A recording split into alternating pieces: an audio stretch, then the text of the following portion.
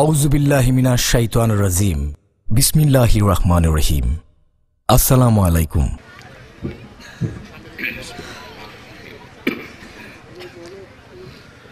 ইন্নাল হামদালিল্লাহি নাহমাদুহু ওয়া নাস্তাঈনুহু ওয়া নাস্তাগফিরুহু ওয়া নাউযু বিল্লাহি মিন শুরুরি আনফুসিনা ওয়া মিন সাইয়্যাতি আ'মালিনা। من يهده الله فلا مضل له ومن يضلله فلا هادي له ونشهد أن لا إله إلا الله الحي القيوم الذي لا تأخذه سنة ولا نوم ونشهد أن سيدنا وحبيبنا ومولانا محمدا عبد الله ورسوله صلى الله تعالى عليه وعلى آله وصحبه وسلم الذي أكمل الله به قصر النبوة أي ختم الله به النبوة وحكم أن لا نبي بعده وأعلن في القرآن بالبرهان أن محمدا صلى الله عليه وسلم خاتم النبيين والمرسلين الذي أرسله بالحق بشيرا ونذيرا وداعيا إلى الله بإذنه وسراجا منيرا. فقد قال الله تعالى في كلامه المجيد والفرقان الحميد: أعوذ بالله من الشيطان الرجيم. بسم الله الرحمن الرحيم. والعصر إن الإنسان لفي خسر إلا الذين آمنوا وعملوا الصالحات وتواصوا بالحق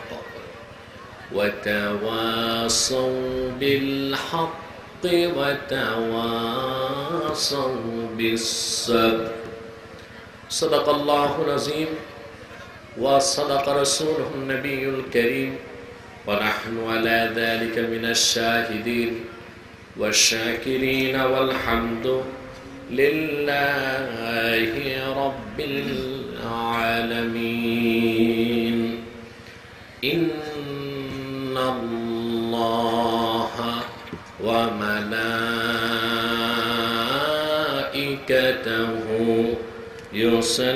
يصلون على النبي يا أيها الذين آمنوا صلوا عليه وسلموا تسليما.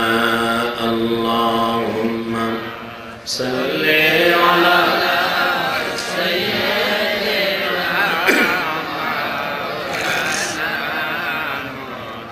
وعلى آل سيدنا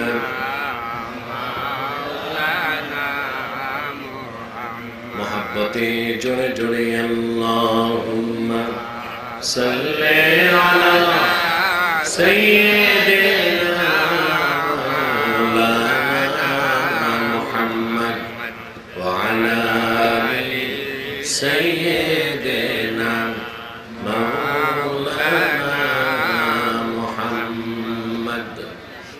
मदीना मदीना मुमिनों की गुनगुना है,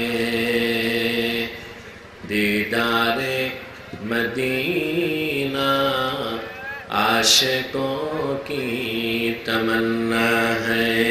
अल्लाहुम्मा सल्ली अला सय्यिदिना मौलाना मुहम्मद व अला आलि सय्यिदिना मौलाना।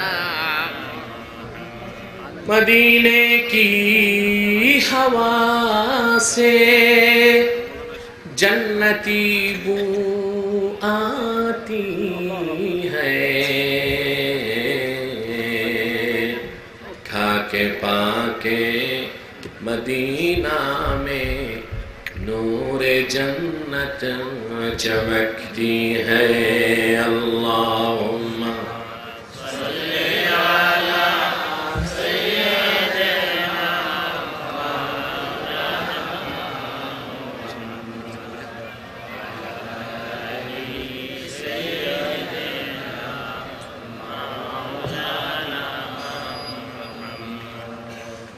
मुहम्मदुन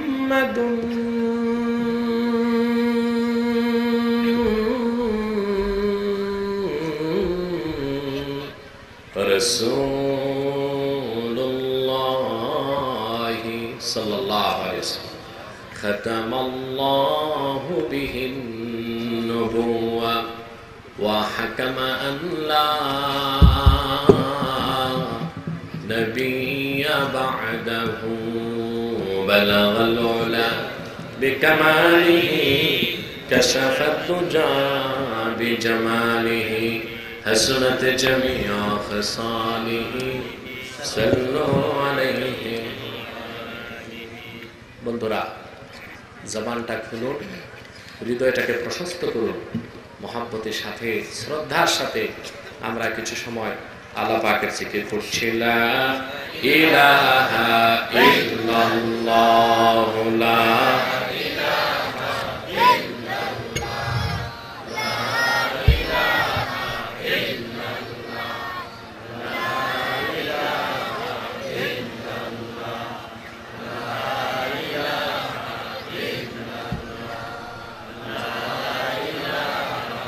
ইল্লাল্লাহ লা ইলাহা ইল্লাল্লাহ লা ইলাহা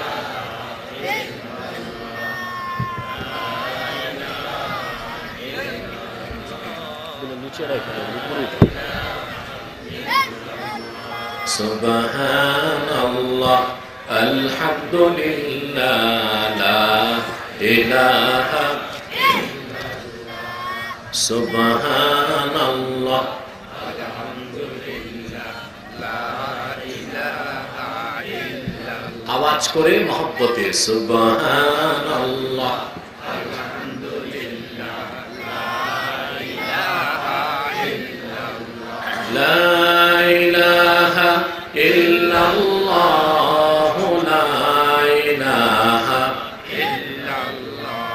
লা ইলাহা ইল্লাল্লাহ লা ইলাহা ইল্লাল্লাহ সুবহানাল্লাহ আলহামদুলিল্লাহ লা ইলাহা ইল্লাল্লাহ হাসবি রাব্বি জাল্লাল্লাহু মা ফি কলবি গায়রুল্লাহ নূর মুহাম্মদ সাল্লাল্লাহু লা ইলাহা ইল্লাল্লাহ লা ইলাহা ইল্লাল্লাহ লা ইলাহা ইল্লাল্লাহ সুবহানাল্লাহ ওয়ালহামদুলিল্লাহ লা ইলাহা ইল্লাল্লাহ।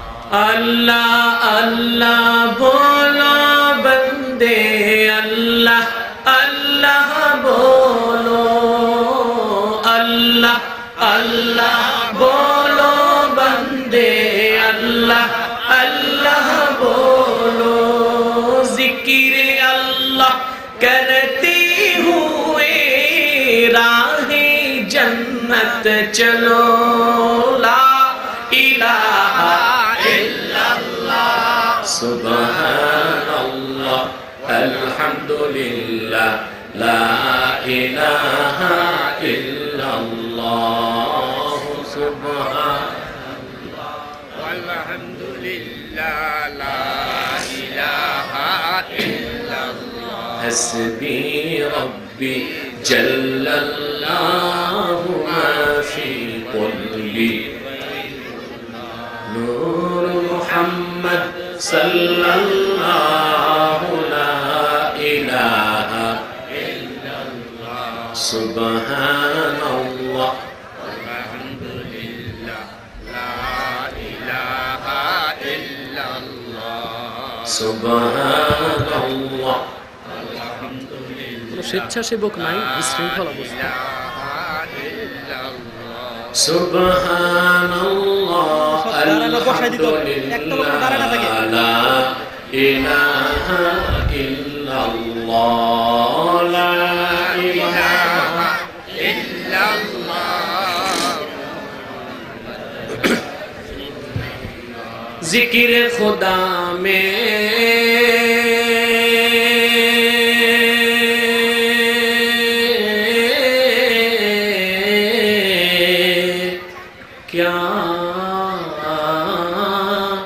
लुत्फ छुपा है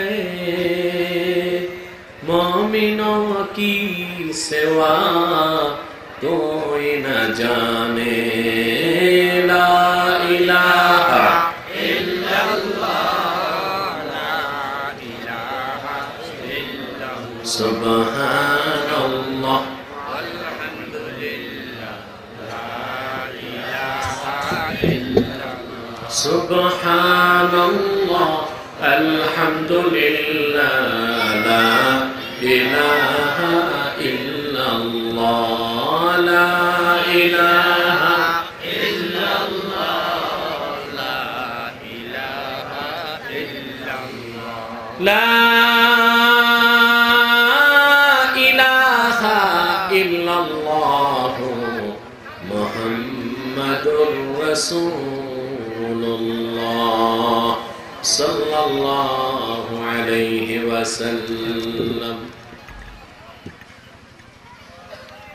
जनाब सभापति, हज़रात उलमाए किराम, तुलबाए जाम, আজকের আল ফালাহ যুব সংগঠনের উদ্যোগে আয়োজিত আজকের ওয়াজ ও তাফসীরুল কোরআন মাহফিলে বিভিন্ন প্রান্ত থেকে যারা এসেছেন তাদের সকলকে অন্তরের অন্তঃস্থল থেকে জ্ঞাপন করছি মুবারক। সবটুকুন শুকরিয়া আল্লাহ সুবহানাহু ওয়া তাআলার জন্য, যিনি আজকের এই মুতাবাররাক মুনাব্বার মাহফিলে আমাদেরকে আসার বসার তৌফিক এনায়েত করেছেন। সেজন্য আসুন আমরা সকলেই একবার অবনত চিত্তে হৃদয়ের আবেগ অনুভূতি উজাড় করে সমবেত কণ্ঠে রাতের নিস্তব্ধতা ভঙ্গ করে সিংহের মতো গর্জন করে একবার বলি আলহামদুলিল্লাহ। লাখ কোটি, তার চেয়ে অনেক অনেক অনেক বেশি দরুদ ও সালাম আল্লাহর সৃষ্টির প্রধান আকর্ষণ বিশ্বসভার সভাপতি, সমস্ত নবী রাসূলগণের মাথার মুকুট, শামসুল হিদায়াত, বদরুদ্দুজা, সৈয়দুস সাকালাইন, ইমামুল মুরসালিন, খাতামুন নবিয়্যিন ওয়াল মুরসালিন, আফতাবে নবুওয়াত, শাহনশাহে রিসালাত, সরকারে দো জাহান, সুলতানে মদিনা, হুজুরে আকরাম,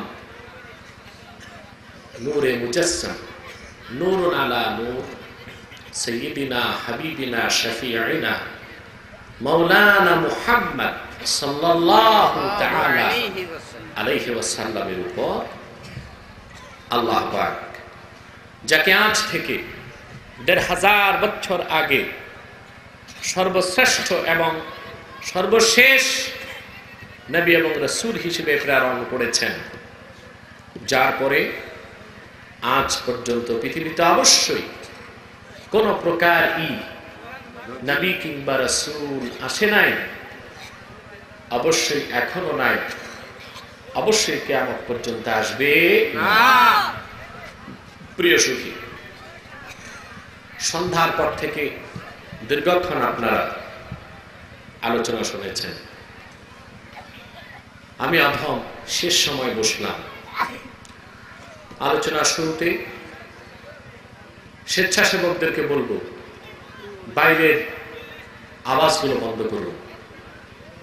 বাইরে যে আওয়াজ হচ্ছে তা একেবারে বন্ধ করুন। আর যারা গেটে দাঁড়িয়ে আছেন তারা মাহফিলের ডান পাশে বাকি জায়গাগুলো পূরণ করুন। কেউ দাঁড়িয়ে থাকবেন না, বসেন। আমরা আজকে এখানে এসেছি, এখানে আসার পিছনে পার্থিব কিংবা জাগতিক কোনো চাওয়া পাওয়া আমাদের নেই। আমরা যারাই এসেছি কেবলমাত্র আল্লাহ ও তার মাহবুব বিশ্ব নবী হযরত মুহাম্মদ সাল্লাল্লাহু আলাইহি ওয়াসাল্লামের রাজি ও খুশির জন্য এসেছি। আলহামদুলিল্লাহ। অন্য কোনো উদ্দেশ্য আমাদের নেই। এখানে আসার পিছনে মূল মাকসাদ হচ্ছে দ্বীনি কিছু ইলম শিক্ষা লাভ করা, ঠিক না? আমরা এখানে বিভিন্ন বয়সের শ্রেণী ও পেশার মানুষগুলো দ্বীন শিখার জন্য একটি উন্মুক্ত ময়দানে বসেছি। আল্লাহ পাক আমাদের সকলকে তালিবুল ইলমের মর্যাদা দান করেছেন, আলহামদুলিল্লাহ। আর তালিবুল ইলমের মর্যাদা আল্লাহর নিকট অনেক বেশি, সুবহানাল্লাহ। আপনারা এসেছেন বাড়ি থেকে গুনার বোঝাগুলো কাঁধে নিয়ে, আর বাড়িতে যখন ফিরে যাবেন একটা গুনাহও থাকবে না। শিশুর মতো নিষ্পাপ বেগুনাহ বানায় বাড়িতে পাঠায়, যদি নিয়তটা ঠিক থাকে। হ্যাঁ, যদি নিয়ত ঠিক থাকে। হাদিস পাকে এসেছে, ইবনে মাজাতে রাসূলুল্লাহ সাল্লাল্লাহু আলাইহি ওয়াসাল্লাম ইরশাদ করেছেন, ঈমানদার মুমিন বান্দা দ্বীন শিখার জন্য যখন বের হয়, বাড়িতে ফিরে যাবার আগ পর্যন্ত ওয়াস্তাগফিরু লাহু মান ফিস সামাই ওয়াল আরদ হাত্তাল হিতানি ফিল মা, আকাশ এবং জমিনে যারা আছে, এমন কি নদী আর সমুদ্রের কোটি কোটি মাছ ওই বান্দার গুনাহ মাফের জন্য আমার আল্লাহর কাছে দোয়া করতে থাকে। সুবহানাল্লাহ। আল্লাহ পাক এই আকাশ ও জমিনের সবাই আমাদের জন্য গুনাহ মাফের দোয়া করতেছে। কারো না কারো দোয়া তো কবুল করবেন, তাদের সন্দেহ নাই, ঠিক কি না? অতএব আমরা এক সুমহান মাকসাদকে সামনে রেখে অনেক তামান্না এবং আশা বুক ভরে বসেছি আল্লাহর কাছে, ঠিক না বলেন? আল্লাহর রহমত যেন আমাদেরকে চতুর্দিক দিয়ে ব্যাপৃত করে নেয়, বলুন আল্লাহুম্মা আমিন। আমিন। বন্ধুরা, কোরআন কারীম থেকে একটি সূরা আমি আপনাদের সামনে তেলাওয়াত করেছি। সূরাটি আমাদের সকলের পরিচিত সূরাতুল আসর। কি নাম? সূরাতুল আসর। এটা অত্যন্ত গুরুত্বপূর্ণ সূরা। এই সূরাটার ফজিলত কত বেশি, সুবহানাল্লাহ। সাহাবায়ে কেরাম থেকে বর্ণিত ইমাম শাফিঈ রাহিমাহুল্লাহ তিনি তার মুসনাদে হাদিসটি উল্লেখ করেছেন, ইদাল তাকা রাজুলান মিন আসহাবি রাসূলিল্লাহ সাল্লাল্লাহু আলাইহি ওয়াসাল্লাম লাম ইয়াতাফাররাকা হাত্তা ইয়াকরা আহাদুহুমাল আখার সূরাতুল আসর। সুবহানাল্লাহ, সুবহানাল্লাহ। ইমাম শাফি তার মুসনাদে নকল করেছেন ১৫০০ বছর আগে নূর নবী মুহাম্মদ সাল্লাল্লাহু আলাইহি ওয়াসাল্লামের দুইজন সাহাবী যখনই সাক্ষাৎ হতো, একজন সাহাবী আরেকজনকে ততক্ষণ ছাড়তেন না যতক্ষণ একজন আরেকজনকে সূরাতুল আসর তিলাওয়াত করে না শোনাতেন। ঠিক না? একজন আরেকজনকে সূরাতুল আসর তিলাওয়াত করে না শোনাতেন, ততক্ষণ পর্যন্ত একজন সাহাবী খামোশ, হারাম কথা বলে, বেতামিজ, একজন আরেকজনকে ততক্ষণ পর্যন্ত ছাড়তেন না যতক্ষণ পর্যন্ত পরস্পর পরস্পরকে সূরাতুল আসর তিলাওয়াত করে না শোনাতেন। আওয়াজ করে বলি সুবহানাল্লাহ। এটাই সুন্নত তরিকার দাওয়াত। ঠিক না? কোন তরিকার দাওয়াত? সুন্নত তরিকার দাওয়াত। আমরা তো এখন বানাইছি অনেক কিছু, ঠিক না? মন গড়া তরিকা দিয়া, মুরব্বিদের কথা দিয়া, গল্প গুজব দিয়া দাওয়াতের তরিকা তৈরি করেছি। এটা দাওয়াত হবে কোরআন থেকে, দাওয়াত হবে হাদিস থেকে, ঠিক না? তার ব্যাখ্যা হচ্ছে ইজমা এবং কিয়াস। কোন মুরব্বি কি বললো আর কোন বুজুর্গ কি করলো এটা প্রধান বিষয় না, এটা অনুষঙ্গ হতে পারে, মিসাল হতে পারে, উদাহরণ হতে পারে, কিন্তু এটা দাওয়াতের মূল আলোচ্য বিষয় নয়। দাওয়াতের মূল বিষয় হচ্ছে কোরআন, সুন্নাহ, ইজমা, কিয়াস, ঠিক না? চিন্তা করে নেবা, আল্লাহর কোরআনে এতগুলো সূরা, কিন্তু সাহাবায়ে কেরাম এই একটা সূরাই একজন আরেকজনকে কেন শোনাতেন? এটা তো একটা যৌক্তিক প্রশ্ন, কি বলেন? আপনাদের এতগুলো মানুষ বসা, আপনারা আওয়াজ বের হচ্ছে না, আপনারা কি পুরুষ না মহিলা?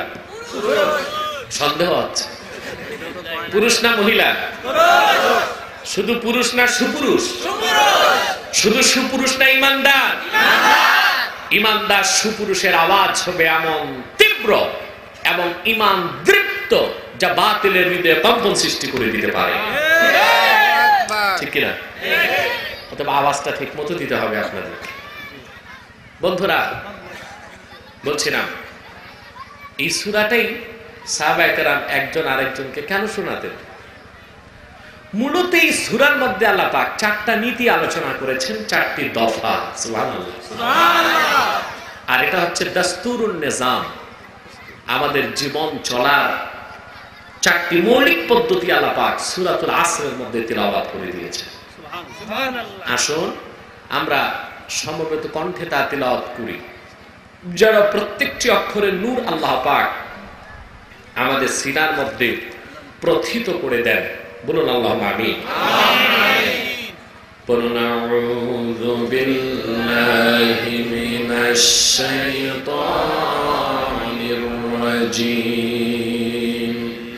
বিসমিল্লাহির রাহমানির রাহিম।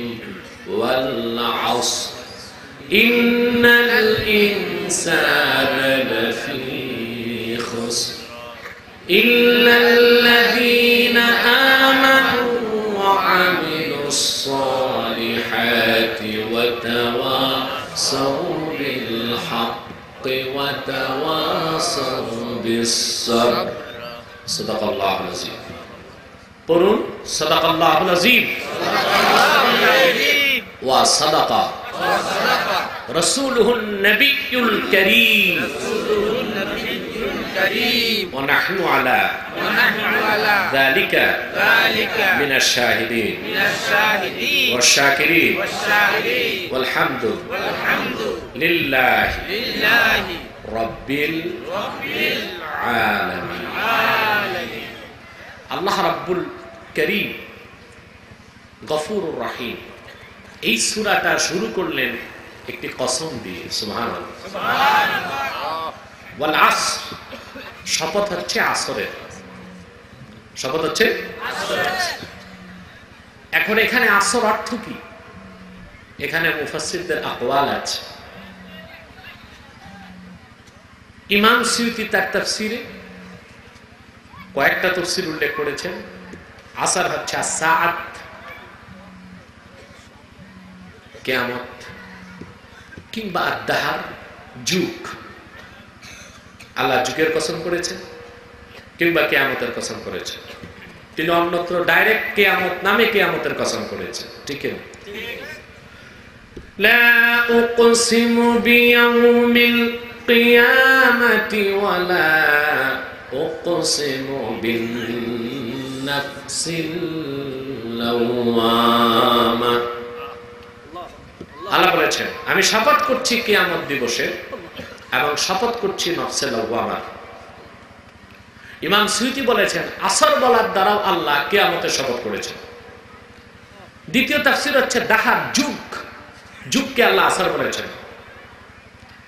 আর সবচেয়ে আরজাহ গ্রহণযোগ্য মত পেশ করেছেন রাইসুল মুফাসসিরিন আব্দুল্লাহ ইবনে আব্বাস রাদিয়াল্লাহু তাআলা আনহু। সুবহানাল্লাহ, ওনার তাফসীরের উপরে কোনো তাফসীর নাই, তাকে বলা হয় রাইসুল মুফাসসিরিন। আসমাউর রিজাল থেকে দেখা যায় নূর নবী মুহাম্মদ সাল্লাল্লাহু আলাইহি সাল্লামের আপন চাচাতো ভাই তিনি। হুজুর যখন দুনিয়া থেকে বিদায় নিয়েছেন তখন এই আব্দুল্লাহ বিন আব্বাসের বয়স ছিল 15 কি 16। 15 কি 16। এখন প্রশ্ন হচ্ছে হুজুর সাল্লাল্লাহু আলাইহি সাল্লাম দুনিয়া থেকে যখন বিদায় নিয়েছে যে লোকটা ছিল নাবালেগ কিংবা মোটে বালেগ, গোটা কোরআন সকল সাহাবীর চেয়ে বেশি বুঝলেন কেমনে তিনি? এটা ছিল রাসূলুল্লাহর এক মুজিজা। সুবহানাল্লাহ, ঠিক কিনা? হাদিস পাকে এসেছে একদিন তিনি ওযুর পানি নিয়ে দাঁড়ায়ছিল, হুজুরের অপেক্ষায় ওযুর পানি নিয়ে দাঁড়ায় আছেন। হুজুর ওযুর পানি পেয়ে এত খুশি হলেন, আব্দুল্লাহ বিন আব্বাসকে ডেকে দোয়া করলেন আর বুকের মধ্যে একটা থাপ্পড় দিলেন। আল্লাহ রাসূলের নূরের হাতের পরশ লাগার সাথে সাথে আব্দুল্লাহ বিন আব্বাসের সিনায় আল্লাহ পাক 30 পারা কোরআনের তাফসীর ও তাফহিমকে মুসাজ্জাল করে দিলেন, রেকর্ড করে দিলেন। তাকবীর, আল্লাহু আকবার। কোরআনের আলো ঘরে ঘরে জালো, হাদিসের আলো ঘরে ঘরে জালো। বন্ধুরা, তার তাফসীর সবচেয়ে গ্রহণযোগ্য তাফসীর। তিনি আসরের ব্যাখ্যা করেছেন। আসর হচ্ছে আল্লাহ যে সময়টার কসম করেছেন, আল ওয়াক্ত বাদা যাওয়ালিশ শামস ক্বাবলা গুরুবিহা, সূর্য পশ্চিম দিকে ঢলে যাবার পর ডুবে যাবার আগ পর্যন্ত যে ছোট্ট সময়, যে সময় আমরা 4 রাকাত আসরের নামাজ পড়ি, যে সময়টা খুব কম, ওই আসরের নামাজের সময়ের কসম আল্লাহ করেছেন। সুবহানাল্লাহ। এখানে আবার মুফাসসিরগণ সুয়ালে মুকাদ্দারের জবাব দিয়েছে। তারা বলেন লিমাদা আকসামাল্লাহু বিওয়াক্তিল আসর, আল্লাহ পাক আসরের সময়ের কসম করলেন কেন? রাত তো অনেক লম্বা ছিল, কথা বলে না, সকাল অনেক লম্বা, দুপুর অনেক লম্বা সময়, আসর তো খুব কম সময়, এই কম সময়ের কসম করলেন কেন? হ্যাঁ, মুতাসাব্বিফ যারা তরিকতপন্থী মুফাসসির যেমন আল্লামা ইসমাইল হাক্কি, সব মুফাসসির তরিকতপন্থী ছিলেন না। এই জন্য তরিকতপন্থী মুফাসসিরদের তাফসীরে লুৎফ ও লাজ্জাত, মজা অনেক বেশি, ঠিক না? এর মধ্যে উল্লেখযোগ্য হচ্ছেন ইমাম ইসমাইল হাক্কি, যিনি তাফসীর রুহুল বায়ান লিখেছেন। মুতাসাব্বিফুনগণ এখানে উত্তর দিয়েছেন বড় সুন্দর, যে আল্লাহ আসরের কসম কেন করলেন? জবাব দিয়েছেন আল্লাহ রাব্বুল আলামিন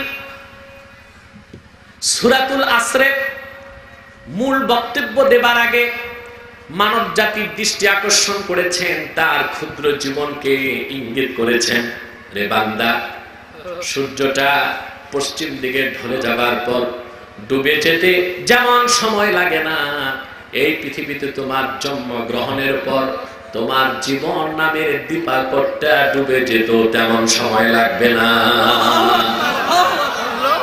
আসরের সময়টা যেমন খুব কম, তোমার জীবন এটাও সন্ধ্যা ঘনায় আসতে বেশি টাইম লাগবে না। তোমার জীবনের দিবাকর সূর্যটাও খুব দ্রুতই ডুবে যাবে, অতএব সময় কম, কাজ অনেক বেশি। আল্লাহ ইঙ্গিত দিয়েছেন এটা, সময় কি কম, কাজ অনেক বেশি, অনেক বেশি। এরপর আল্লাহ পাক কর্মসূচি দিলেন 4টা। সুবহানাল্লাহ। কয়টা? 4টা। প্রথমে আল্লাহ মানুষকে সজাগ করলেন যে বান্দা আমার যে কর্মসূচি দিচ্ছি তা তো তোমাকে এই ক্ষুদ্র জীবনেই বাস্তবায়ন করতে হবে।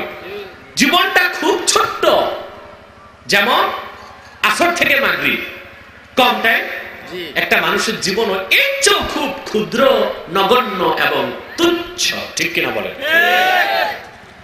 আপনি হিসাব করে দেখেন, আমরা তো হিসাব করি না। হাদিসে এসছে, নবী মুহাম্মদ সাল্লাল্লাহু আলাইহি ওয়াসাল্লাম ইরশাদ করেছেন, হাসিবু ক্বাবলা আন তুহাসাবু। আল্লাহ তোমাদের হিসাব নেওয়ার আগে নিজেরা নিজেদের হিসাব নাও। আপনি কতদিন বাঁচবেন, কতদিন বাঁচলেন, তার কি কোনো হিসাব আছে আপনার কাছে? আমি হিসাব করেছি, একটি মানুষ যদি সুদীর্ঘ 100 বছর বয়স পায়, এরকম লোক খুব কম এখন। 100 বছর যদি কেউ বাঁচে, তার বাঁচা হয় মাত্র 36,500 দিন। কত? 36,500 মাত্র। এটা কি খুব বেশি? কথা বলে না, না খুব কম। 36,500 দিন। একটা মানুষ যদি 100 বছর বাঁচে, 36,500 দিন, এটা তো কোনো টাইমই না। আপনি 36,500 টাকার একটা বান্ডিল নিয়ে বাজারে দাঁড়ান, 1 টাকা করে দিতে থাকেন, 10 মিনিট তো লাগবে না বন্টন করতে। তা আপনার জীবনটাও এরকম অসংখ্য দিন, মাস, ঘন্টা, মিনিট, সেকেন্ডের সমষ্টি। একটা শ্বাস ছাড়তেছেন, বরফের মতো হায়াতটা গলে যাচ্ছে। যার 50 বছর হয়ে গেছে, তার তো 18,000 দিন চলেই গেছে, আর কি যে আছে আল্লাহই ভালো জানে। অতএব সময় কম, কর্মসূচি, কাজ। এবার আল্লাহ কাজ দিলেন 4টা। কয়টা? আল্লাহ বলেন ওয়াল্লাহ আস। কথা বুঝতেছেন আপনারা? দেখুন, আপনারা এখানে লিখছেন তাফসিরুল কোরআন, এজন্য তাফসির হওয়াটাই এখানে যৌক্তিকতা রাখে। আমাদের দেশে তো নাম দেয় তাফসিরুল কোরআন, শুনলে শোনা যায় তাফসির একদিক, কোরআন একদিক, বক্তা আরেকদিক। করে না মানে পড়ে না। তাফসির করে নাকি এমনি করে না, নাকি পড়ে না? ঘন্টা তো কাটাইতে হবে, এর জন্য গল্প গুজব, গান টান, সঙ্গীত দিয়া মানুষকে ফালায় নাচায় ঘন্টা পার করে দিত, ঠিক কিনা? বাংলাদেশে অনেক গায়ক, শিল্পী, বাদকেরা এখন বক্তা হয়ে গেছে। বলতে বলতে বক্তা হওয়া যায়, মুহাক্কিক আলেম হওয়া যায় না, এর জন্য অনেক পড়তে হয়। তো ব্যানার থাকে তাফসিরুল কোরআন, শুনলে শোনা যায় কোরআন একদিক, তাফসির একদিক, বক্তা আরেকদিক। তাতে সমস্যা কি? লোকটা কালো হলে কি হয়েছে? নাম তো সুন্দর আলী।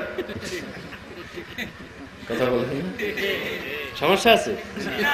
নাম কি? কালো হলে হয়েছে সমস্যা। আমাদের দেশে অনেকেই মনে করেন যে পীর মাশায়েখরা মনে হয় কোরআনের তাফসীর ভালোবাসে না, এর জন্য তারা নাম দেয় ইসালে সওয়াব। কি নাম দেয়? হ্যাঁ, এই যে অনেকে মনে করেন তারা মনে কোরআনের তাফসীর ভালোবাসে না। না, এমনটি নয়।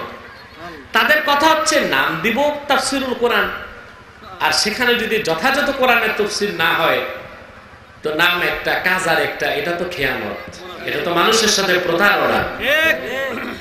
এই জন্য তারা নাম দেন ইসালে সওয়াব, ঠিক না? যত ভালো কাজ হবে সব সওয়াব পৌঁছে যাবে রূহে, আর যা খারাপ সব আল্লাহ ডিলিট করে দিবে, ঠিক না? বন্ধুরা, আল্লাহ পাক 4টা কর্মসূচি দিলেন। কয়টা? 4টা। আল্লাহ পাক বলেন ইন্নাল ইনসানা লাফি খুসর। দেখেন, প্রথমে তিনি মানুষের দৃষ্টি আকর্ষণ করলেন, কসম করলেন। আল্লাহর তো কোনো কথা কসম লাগে না। কসম লাগে? আল্লাহ হচ্ছেন সত্যবাদী। সুবহানাল্লাহ। আল্লাহর প্রত্যেকটা কথাই সত্য, চিরসত্য, মহাসত্য, ধ্রুব সত্য। সুবহানাল্লাহ বলবেন না? ঠিক না? আমাদের দেশে কিছু পথভ্রষ্ট মানুষ আছে। আমি বছর 2 আগে, 4 বছর আগে এক বাহাসে গেলাম, সৈয়দপুর, রংপুর। ওখানে এক মৌলী সাহেব বলল যে আল্লাহ মিথ্যা বলতে পারেন, তবে বলেন না। নাউজুবিল্লাহ বলবেন না? কেমন গোমরা আর পথভ্রষ্ট! এটা বলছে কেন? তাদের উস্তাদ কিতাবে লিখে গেছে যে আল্লাহ তাআলা ঝুট कहने में कादिर है, আল্লাহ মিথ্যা বলতে পারে। নাউজুবিল্লাহ।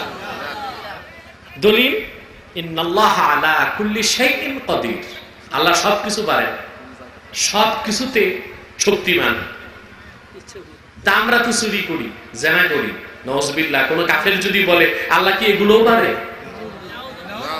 এটা আল্লাহর সুমহান মর্যাদার বিপক্ষে কত মারাত্মক কথা, যা মানুষের ঈমান ও আকীদাকে একেবারে নষ্ট করে দিচ্ছে। মিথ্যা বলাটা সক্ষমতা না অক্ষমতা? কথা বলে অক্ষমতা। এটা কি? অক্ষমতা। কেউ ঠেকলে তো মিথ্যা বলে, শক্তি থাকলে কি মিথ্যা বলে? তা আল্লাহ মিথ্যা বলেন না, এটা তার সক্ষমতা। ঠিক না? মিথ্যা বলাটা সক্ষমতার সাথে সম্পর্ক না, অক্ষমতার সাথে সম্পর্ক। ঠিক না? আল্লাহ পাক হচ্ছেন আসদাক, চিরসত্যবাদী। আল্লাহ বলেছেন না, ওমান আসদাকু মিনাল্লাহি কিলা, আল্লাহর চেয়ে সত্যবাদী আর কে আছে? বন্ধুরা, তিনি প্রথমে দৃষ্টি আকর্ষণ করলেন, কসম করলেন। তার কসমের দরকার ছিল না, দৃষ্টি আকর্ষণ করলেন, বলে আস, শপথ আসরের। দ্বিতীয় আকর্ষণ হচ্ছে তিনি মানুষের ক্ষুদ্র জীবনের দিকে ইঙ্গিত করলেন। তৃতীয় আকর্ষণ হচ্ছে তিনি দুটো তাকিদ দিলেন, ইন্নাল ইনসানা লাফি খুসর। একটা হচ্ছে ইন্না আর একটা লাম তাকিদ। সুবহানাল্লাহ। এটা আরবি নাহু যারা কিছুটা বুঝেন তারা মজা পাবেন। এখানে একটা বাক্যে আল্লাহ কয়টা দৃঢ়তা দিয়েছেন? কথা বলে না, দুইটা। হুরুফে মুশাব্বাবিল ফেল থেকে আনলেন ইন্না, আবার লাম তাকিদ। সুবহানাল্লাহ। অর্থাৎ আরবিতে একটা মুক্তাদা আর একটা খবর, যেমন বাংলাতে আছে উদ্দেশ্য এবং বিধেয়, ইংরেজিতে আছে সাবজেক্ট এবং প্রেডিকেট। ঠিক না? আল্লাহ পুরা বাক্যটাকে সন্দেহ মুক্ত করার জন্য দুইটা তাকিদ আনলেন, একটা ইন্না আর একটা লাম তাকিদ। জোরে বলেন সুবহানাল্লাহ। ঠিক না? আমি উদাহরণটা সহজ করে দিচ্ছি। জায়েদ দাঁড়িয়ে আছে, আপনি আরবিতে বলবেন জাইদুন কায়িমুন। ঠিক না? একটা মুক্তাদা আর একটা খবর, একটা উদ্দেশ্য আর একটা বিধেয়, একটা সাবজেক্ট আর একটা প্রেডিকেট। এখন শ্রোতার মনে সন্দেহ আসতে পারে, জায়েদ আছেন অন্য কেউ আছে? তখন আপনি সন্দেহ মুক্ত করার জন্য ইন্না আনলেন, ইন্না জায়দান কায়িমুন। নিশ্চয়ই জায়েদ আছে, অন্য কেউ নাই। উদ্দেশ্যটা সন্দেহ মুক্ত হয়ে গেল মুক্তাদা, সন্দেহ রয়ে গেল খবরে, প্রেডিকেটে। জায়েদ আছে বুঝলাম, দাঁড়ায় আছে না বসে আছে না চিত হয়ে শুয়ে আছে। তখন খবরকে, প্রেডিকেটকে, বিধেয়কে সন্দেহ মুক্ত করার জন্য লাম তাকিদ আনতে হয়। ইন্না জায়দান লাকাইমুন, নিশ্চয়ই আছে তো আছে, জায়েদ আছে, আর আছে তো আছে, দাঁড়ায় আছে। আল্লাহ পাক তিনটা আকর্ষণ করলেন। একটা হচ্ছে ওয়ালাস, শপথ আসরের একটা আকর্ষণ, কসম করলেন। দ্বিতীয় দৃষ্টি আকর্ষণ করলেন, জীবন ক্ষুদ্র। তৃতীয় আকর্ষণ করলেন দৃঢ়তার পর দৃঢ়তা। নিশ্চয়ই মানুষ নিশ্চিত ক্ষতির মধ্যে, ক্ষতিগ্রস্ত। ইন্নাল ইনসানা লাফি খুসর, নিশ্চয় মানুষ নিশ্চিত ক্ষতিগ্রস্ত। এখন কষ্ট হচ্ছে আপনাদের? তাফসীর শুনলে মনোযোগ দিতে হবে। যদি বলেন না তাফসীর বুঝি না, তা আমি গল্প অন্য বক্তাদের চেয়ে কিছুটা বেশি জানি আলহামদুলিল্লাহ। বুঝলেন না? আল্লাহ পাক বলেছেন নিশ্চয় মানুষ নিশ্চিত ক্ষতির মধ্যে। এখন প্রশ্ন হচ্ছে, তাহলে আর মুমিন রইল কই? মুমিন হয়ে, মুসলমান হয়ে লাভ কি? সবই তো ক্ষতিগ্রস্ত। হ্যাঁ, কথা বলেন না? কারণ এখানে জানলা ইন্নাল ইনসানা, আলিফ লাম লিল জিনস, আলিফ লাম লিল জিনস, গোটা জাতিকে বুঝিয়েছেন। মানব জাতি নিশ্চিত ক্ষতির মধ্যে। তাহলে মুমিন আর মুসলমান বাঁচলো কোথায়? প্রশ্ন আসে না? সাইয়েদনা আব্দুল্লাহ বিন আব্বাস রাদিয়াল্লাহু তাআলা আনহুমা তিনি ব্যাখ্যা করেছেন, ইন্নাল্লাহা হাকামা বিল খুসরান বিজামি'in নাস ইলা ইয়াউমিল কিয়ামাহ ইল্লা মান আতা বিল আশিয়াইল আরবাআ। কিয়ামত পর্যন্ত যত মানুষ পৃথিবীতে আসবে সবাই ক্ষতিগ্রস্ত, আল্লাহ এটাই বলেছেন। শুধু 4টা জিনিস নিয়ে যারা আল্লাহর সামনে উপস্থিত হবে তাদের কোনো ক্ষতি নাই, কোনো চিন্তা নাই, কোনো ভয় নাই। কয়টা জিনিস আল্লাহ বলছেন? সে 4টা কি? ইল্লাল্লাযীনা আমানু ওয়া আমিলুস সালিহাত ওয়া তাওয়াসাউ বিল হক ওয়া তাওয়াসাউ বিস সাবর। সুবহানাল্লাহ বলবেন না? কয়টা জিনিস? এই 4টা সম্বল নিয়ে, এই 4টা পুঁজি নিয়ে, এই 4টা কর্মসূচিকে বাস্তবায়ন করে যারা কবরে যাবে, হাসরে যাবে, তাদের কোনো ভয় নাই, কোনো চিন্তা নাই, কোনো ক্ষতি নাই। হাসরে উঠবে, সহজ হিসাব দিয়ে আল্লাহর জান্নাতে প্রবেশ করবে। কয়টা জিনিস? 4টা। প্রথম হচ্ছে ঈমান। প্রথম কি? ঈমান। তারপর হচ্ছে আমলে সালেহ, নেক কাজ। তারপর হচ্ছে তাওয়াসি বিল হক, আই আওসা বা'দুহুম বা'দান বিল হক। ইমাম বাগাবী তাফসীর মাআলিম ওয়াত তানজিল এই তাফসীর লিখেছেন, আওসা বা'দুহুম বা'দান বিল হক, পরস্পর পরস্পরকে সত্যের উপদেশ দিল। ওয়া তাওয়াসাউ বিস সাবর, আই আওসা বা'দুহুম বা'দান বিস সাবর, পরস্পর পরস্পরকে ধৈর্যের উপদেশ দিল। ঈমান আনলো, নেক কাজ করলো, পরস্পর পরস্পরকে সত্যের দাওয়াত দিল, পরস্পর পরস্পরকে ধৈর্যের উপদেশ দিল। এই 4টা কর্মসূচি বাস্তবায়ন করে যারা কবরে যাবে, হাসরে যাবে, আল্লাহর জান্নাত তাদের অপেক্ষায় প্রেমিকার মতো উদ্বিগ্ন হয়ে আছে। তাকবীর! কোরআনের আলো, হাদিসের আলো। তো কাজ কয়টা? জোরে বলেন। 4টা। কর্মসূচি কয়টা? 4টা। এবার আসুন আরেকটু ব্যাখ্যা আমাকে দিতে হচ্ছে। খেয়াল করতেছেন? জি। আবারও স্বেচ্ছাসেবকদেরকে বলছে বাইরের আওয়াজ বন্ধ করেন। আর চিন্তা করছেন, আমি কত আগে বসলাম, এখনো শ্রোতারা আসতেই আছে। তার কারণ আছে, আমি তো এত তাড়াতাড়ি কোথাও বসি না। ঠিক না? মানুষ জানে আমার বসতে বসতে 10টা বেজে যায়, আজকে 9টার আগেই বসে যাব, এটা অনেকটাই তারা কল্পনার বাইরে রেখেছে। বন্ধুরা বলছিলাম, আমরা মানুষ সামাজিক জীব, ঠিক না? আমরা বাঁচি কি নিয়ে? আমাদের সমাজটা কি? পরিবার, সমাজ, রাষ্ট্র। পরিবার, সমাজ, রাষ্ট্র। সুবহানাল্লাহ। আল্লাহর দিনটা, দিন ইসলামটা কি শুধু পরিবার আর ব্যক্তির জন্য, না সমাজ ও রাষ্ট্রের জন্য? কথা বুঝতেছেন? সবার জন্য। কিন্তু আমাদের দেশে কিছু মানুষ স্লোগান দেয় যে রাষ্ট্র সবার, ধর্ম যার যার। নজরুল বলবেন না? এটা কি মুসলমানের স্লোগান না কাফেরের স্লোগান? বলে যে ধর্ম যার যার, রাষ্ট্র সবার। না, এটা কোরআনের স্লোগান না, এটা বাইবেলের স্লোগান হতে পারে, এটা ওল্ড টেস্টামেন্টের স্লোগান হতে পারে, এটা জেন্ডাবেস্তার স্লোগান হতে পারে, এটা বেদের স্লোগান হতে পারে, এটা মহাভারতের স্লোগান হতে পারে, শয়তানের স্লোগান হতে পারে। এটা রহমানের স্লোগান নয়, এটা কোরআনের স্লোগান নয়। কোরআনের স্লোগান এটা, রহমানের স্লোগান হচ্ছে এটা, জগৎ যার, আইন তার, ধর্ম তার, বিধান তার। ঠিক কিনা বলেন?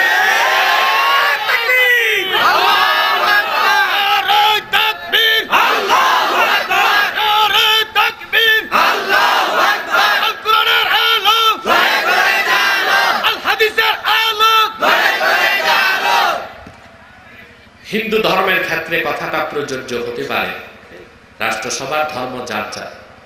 হিন্দু ধর্ম মানব রচিত, সেখানে ব্যক্তি জীবনের সমাধান তো নাই, রাষ্ট্র জীবনের কোনো কথা নাই। এটা খ্রিস্টান ধর্মের ক্ষেত্রে প্রযোজ্য হতে পারে, ইহুদি ধর্মের ক্ষেত্রে প্রযোজ্য হতে পারে, মানব রচিত ধর্মগুলোর ক্ষেত্রে প্রযোজ্য হতে পারে। দিন ইসলামটা তো ব্যক্তিগত কিছু নয়, আর এটা কোনো মানুষের তৈরি ধর্ম নয়। আল্লাহ ইসলামকে বলেছেন দীনুল্লাহ, আল্লাহর ধর্ম, আল্লাহর আইন, আল্লাহর বিধান। সুবহানাল্লাহ, সুবহানাল্লাহ। তাহলে ধর্ম যার যার, রাষ্ট্র সবার, এই স্লোগান ঠিক না বেঠিক? এখান থেকে শিরক এবং কুফরের দুর্গন্ধ বের হয়। আবার আবার একটা স্লোগান আমরা শুনলাম, ধর্ম যার যার, উৎসব সবার। নাউজুবিল্লাহ বলবেন না? আচ্ছা, ধর্ম যদি যার যার আর উৎসব সবার হয়, তা কথাটার অর্থ হয় যে শারদীয় দুর্গার সময় আপনারা যে পূজা দিবেন আর ঈদের সময় হিন্দুরা এসে ঈদের নামাজ পড়বে নাকি? উৎসব যদি সবার হয় আর ধর্ম যার যার হয়, উৎসব যদি সবার হয়, তার মানে হচ্ছে আপনাকে তো কর্পোরেট করতে হবে, হ্যাঁ, অংশ করতে হবে না, অংশ বানাতে হবে না। তার মানে হচ্ছে উৎসব সবার, মানে দুর্গা পূজার সময় আপনারা যে মূর্তি পূজা করবেন, নাউজুবিল্লাহ, আর ঈদের সময় হিন্দুরা এসে নামাজ পড়বে, এটাও কি মুসলমানের কথা না বেঈমানের কথা? এসব আকীদা, ধর্ম নিরপেক্ষতা, কুফরি মতবাদ, এটা বিশ্বাস করা কোনো মুসলমানের জন্য জায়েজ নয়, ঠিক না? আল্লাহর কোরআনে সব কথা আছে, ব্যক্তি জীবন, সমাজ জীবন, রাষ্ট্র জীবন, ইহজাগতিক পরজাগতিক, আকাশের উপরের কথা, তার নিচের কথা, জমিনের উপরের কথা, তার নিচের কথা, কি বিজ্ঞান, কি দর্শন, কি নৃতত্ত্ব, কি ভূতত্ত্ব, কি ইতিহাস, কি জিওগ্রাফি, কি physics, chemist, zoology, botany, cosmology, theology, সব কথা খুলে খুলে আল্লাহ পাক কোরআনে বলে দিয়েছে, ঠিক কি না? কোরআন পাকে আল্লাহ পাক বলেন, ওয়ানাজ্জালনা আলাইকাল কিতাবা তিবয়ানান লিকুল্লি শাইইন ওয়া হুদান ওয়া রাহমাতান ওয়া বুশরা লিল মুসলিমিন। আল্লাহ পাক বলেন, হাবিব মুহাম্মদ সাল্লাল্লাহু আলাইহি ওয়াসাল্লাম, এই কোরআন আপনার উপর আমি আল্লাহ অবতীর্ণ করেছি, তিবিয়ানাল লিকুল্লি শাই, আই কাশিফান লিকুল্লি শাই, সবকিছুর বয়ান হিসেবে, ব্যাখ্যা হিসেবে, সুবহানাল্লাহ, ওয়া হুদা ওয়া রাহমা ওয়া বুশরা লিল মুসলিমিন, আর तमाम পৃথিবীর সকল যুগের সকল দেশের মুসলমানের জন্য রহমত হিসেবে, শুভ সংবাদের বাহন হিসেবে এবং গাইডলাইন, পথ প্রদর্শক হিসেবে। আওয়াজ করে বলেন সুবহানাল্লাহ। ইসলামটা শুধু ব্যক্তি জীবনের জন্য না, এটা সমাজ এবং রাষ্ট্রের জন্য, ঠিক না? এর জন্য আল্লাহ কর্মসূচি দিয়েছেন কয়টা? দুটো ব্যক্তি জীবনের জন্য আর দুটো সমাজ জীবনের জন্য। ঈমান আর আমলটা ব্যক্তিগত জীবনের সফলতার জন্য, আর হকের পথে দাওয়াত আর ধৈর্যের যে কর্মসূচি দিয়েছেন আল্লাহ পাক, সেটা সামাজিক কর্মসূচি হিসেবে দিয়েছেন, বলেন সুবহানাল্লাহ। অর্থাৎ সূরাতুল আসরের এই চারটা নীতি যারা বাস্তবায়ন করবে, ইহকাল পরকালে, পরিবার জীবন, সমাজ জীবনে তারা সফল, তারা কামিয়াব, কোনো ক্ষতিগ্রস্ততা তাদেরকে স্পর্শ করতে পারবে না, বলেন সুবহানাল্লাহ। এবার আসেন একটি একটি সংক্ষেপে আমরা আলোচনা করছি। প্রথম হচ্ছে ঈমান। প্রথম কি? ঈমান। যারা বলেন ঈমান। এখন ঈমান কি জিনিস? ঈমানের শাব্দিক অর্থ হচ্ছে বিশ্বাস। শাব্দিক অর্থ কি? বিশ্বাস। বিশ্বাস। আর পারিভাষিক অর্থ হচ্ছে কিছু মৌলিক জিনিস কি বিশ্বাস। কোরআনের ভাষা ঈমান হচ্ছে, মা আয়েশা রাদিয়াল্লাহু তাআলা আনহাকে জিজ্ঞেস করা হয়েছে, সাহাবায়ে কেরাম জিজ্ঞেস করেছেন ঈমান কি জিনিস। উম্মত জননী জবাব দিয়েছেন, আল ঈমান বিমা জাআ বিহি মুহাম্মাদুন সাল্লাল্লাহু আলাইহি ওয়াসাল্লাম উলিমা যারুরাতান। নবী মুহাম্মদ সাল্লাল্লাহু আলাইহি ওয়াসাল্লাম ১০০০ বছর আগে আল্লাহর পক্ষ থেকে যা বলেছেন আর যা করেছেন, তার সবটুকুনকে বিনা প্রশ্নের চোখ বন্ধ করে বিশ্বাস করার নাম হচ্ছে ঈমান। মুহাম্মদ সাল্লাল্লাহু আলাইহি ওয়াসাল্লাম ১০০০ বছর আগে যা বলেছেন আর যা করতে বলেছেন, যা করেছেন, তার সবটুকুনকে বিনা প্রশ্নে বিশ্বাস করার নাম হচ্ছে ঈমান। এজন্য যদি আমাকে প্রশ্ন করা হয় উম্মতকে, আমি বলি মুহাম্মদ সাল্লাল্লাহু আলাইহি ওয়াসাল্লামের মত যার মত তার নাম উম্মত। মুহাম্মদ সাল্লাল্লাহু আলাইহি ওয়াসাল্লামের মত যার মত নয় সে উম্মত নয়, ঠিক না? ঈমান, ঈমানটা হচ্ছে মুমিনের শ্রেষ্ঠ দৌলত। ঠিক জি। এই পরিপূর্ণ ঈমান বিশ্বাস নিয়ে সহি আকীদার ধারক হয়ে বান্দা যখন কবরে যাবে, জান্নাত পর্যন্ত কবর আল্লাহ তার প্রশস্ত করে দিবেন দরজা। পরকালে বাঁচার জন্য, ক্ষতি থেকে বাঁচার জন্য, রক্ষার জন্য ঈমান হচ্ছে সবচেয়ে বড় দৌলত। সুবহানাল্লাহ। যার পরিপূর্ণ ঈমান থাকবে, জাহান্নামের আগুন আল্লাহ তার জন্য হারাম করে দিবেন। আমি বুখারী থেকে একটা হাদিস শোনাচ্ছি। ওয়ান উবাদাহ ইবনে সামিত রাদিয়াল্লাহু তাআলা আনহু قال قال سمعت رسول الله صلى الله عليه وسلم يقول من شهد لا إله إلا الله وأن محمدا عبده ورسوله حرم الله عليه النار। উবাদা বিন সামিত বলেন, আমি আল্লাহর হাবিব নবী মুহাম্মদ সাল্লাল্লাহু আলাইহি ওয়াসাল্লামের নূরের জবান থেকে শুনেছি, তিনি বলেছেন, যে ব্যক্তি কথা সাক্ষ্য দিল আল্লাহ ছাড়া অন্য কোনো ইলাহ নাই, আর সাক্ষী দিল মুহাম্মদ সাল্লাল্লাহু আলাইহি ওয়াসাল্লাম আল্লাহর সর্বশ্রেষ্ঠ এবং সর্বশেষ নবী এবং রাসূল, আল্লাহর বান্দা, ঈমানের এই মূল কথায় পরিপূর্ণ বিশ্বাস করে যে কবরে যাবে, আল্লাহ তার জন্য 7 দোজখের আযাব আর আগুনকে হারাম করে দিবে।